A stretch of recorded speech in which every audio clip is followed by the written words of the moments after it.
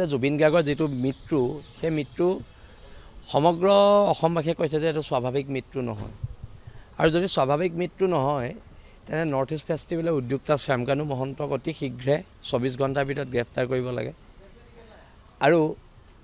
জুবিন গাৰ্গৰ যিজন পিএ আছিল যিজন মেনেজাৰ আছিল কি শৰ্মা আছিল সিদ্ধাৰ্থ শৰ্মা তেখেতক গ্ৰেফতাৰ কৰিব লাগে তেখেতে যিখিনি সম্পত্তি কৰিছে সম্পত্তি উৎসটো উলিয়াব লাগে এজন নন আসামিজ মানুহে আহি জুবিন গাৰ্গক এনেকুৱা ধৰণৰ কিছুমান কথা বতৰা হ'ল এটা প্ৰশ্নবিলাক চক এজন সিজাৰ বেমাৰ থকা মানুহে লগত এজন ডক্টৰ 24 ঘণ্টাই ৰখাটো প্ৰয়োজনীয়তা আছিল যেটো সিদ্ধাৰ্থ শৰ্মা এণ্ড টিমে নকৰিলে তাক লৈ আমাৰ প্ৰশ্ন আছে আৰু এটা সোশ্যাল মিডিয়া সঁচা মিছাটো আমি নাজানো কিন্তু যিবিলাক আমি কথাবিলাক দেখিছো কথা বতৰাবোৰ দেখিছো হোৱাটছআপ চাটৰ কিবা কিবি দেখিছো সেইবোৰৰ ওপৰত আমাৰ সন্দেহ আছে তন্নতন্নকে পৰীক্ষা হওক কিন্তু এটা আচৰিত কথা অসমৰ মুখ্যমন্ত্ৰী মহোদয়ে নিজে কৈছে যে I am a big Zubin fan সেইবুলি কোৱাৰ পিছতো জুবিন গাৰ্গৰ অস্বাভাৱিক মৃত্যুৰ কাৰণে যিকেইজন মানুহ দায়ী সেইকেইজন মানুহ কেনেকৈ মুকলি আকাশৰ তলত আছে সেইটোক লৈ আমাৰ প্ৰশ্ন আছে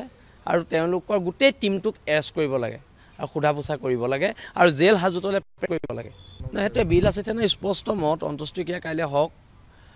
আৰু হোৱাৰ পিছতেই যদি তেওঁলোকক এৰেষ্ট নকৰে হোৱাৰ 24 ঘণ্টা 12 ঘণ্টাৰ পিছত যদি এৰেষ্ট নকৰে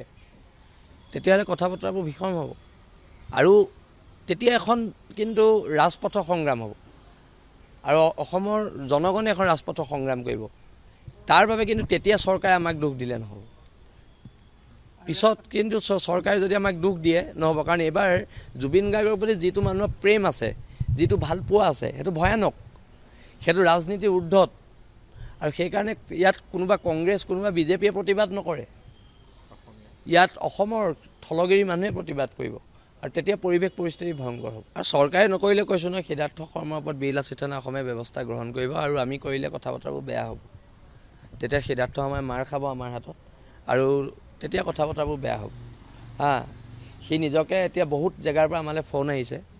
তাৰ উদ্ভণ্ডালি চৰম উদ্ভণ্ডালি কৰে বুলি আমি শুনিছোঁ পইচাৰ জোৰত সেই চৰম উদ্ভণ্ডালি কৰাৰ কথা বতৰাবোৰ এতিয়া পোহৰলৈ আহিছে আৰু এইবিলাকতো চলিব দিয়া নহ'বই কোনোবা অনা অসমীয়া মানুহৰ গুণ্ডামি অসমত চলিব দিয়া নহ'ব সেইটো ক্ষেত্ৰত আমাৰ মত সদায় মতত আমি আছোঁ আৰু অনাগত দিনত এই গোটেই টিমটোক এৰেষ্ট কৰক